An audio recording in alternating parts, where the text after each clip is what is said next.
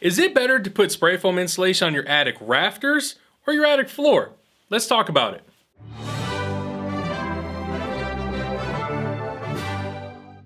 Welcome to Foam University. Today we're going to talk about if it's better to put spray foam insulation on your attic rafters or your attic floor. So let's talk about the two and bring up some points for both. Before we get too much into that, be sure to go below and like this video. It helps us a lot. So, attic floor or attic rafters, which one's best? Well, it kind of depends on your situation, but let's talk about the attic floor first. The first big pro to insulating the attic floor over the rafters is that if you measure out the square footage, you're going to have less square footage almost every time when you're looking at the attic floor. Now, why is that important? Well, most of the time your cost is directly related to how much square footage is being spray foamed. So obviously, the attic floor most of the time is going to cost less. The other thing to keep in mind is attic floor, if you insulate the attic floor, you're going to need ventilation. Now, is that a pro, is that a con? Sometimes that's up for debate. But keep in mind, you will need ventilation, usually in the form of soffit vents, baffles, and a ridge vent up top. So you will need attic vents if you insulate the attic floor.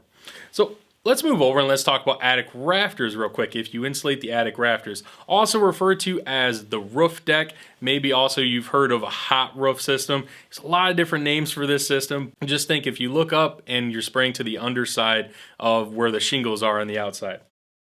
First of all, if you do that, you keep the air and moisture outside of the attic space.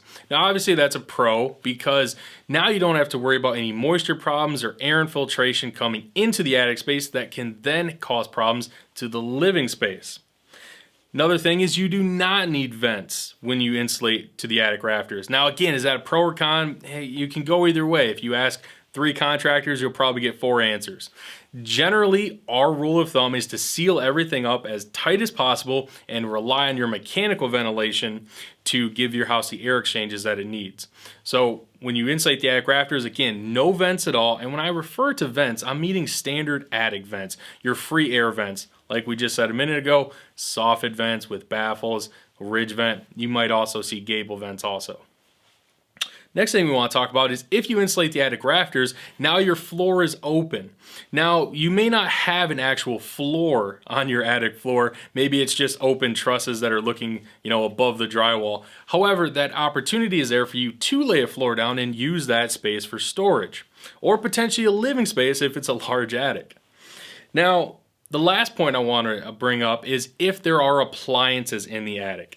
Now, if there are appliances in the attic, such as an HVAC system or even just central air, which is common in southern climates, you almost always want to insulate the attic rafters in this situation because you want those appliances inside the building envelope. So again, it helps them run much more efficiently so you're not getting influenced by the outside climate. So keep that in mind. If you have appliances in your attic, it's a pretty safe bet you want to insulate the rafters so that those appliances are inside the envelope.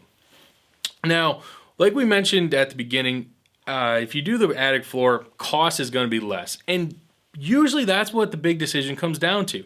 If you have a really steep attic roof deck, if your roof deck is really steep, that could be a big determining factor, right? If your cost is, 20-30% more to insulate the rafters, that could be enough to sway you one way. At the end of the day, both systems work. You just have to realize they are different systems. The big thing is going to be ventilation. Like we said, if you do the floor, you're going to need free air vents and you need to make sure those are maintained. You need to make sure they don't get blocked. So that's just a different way to do it.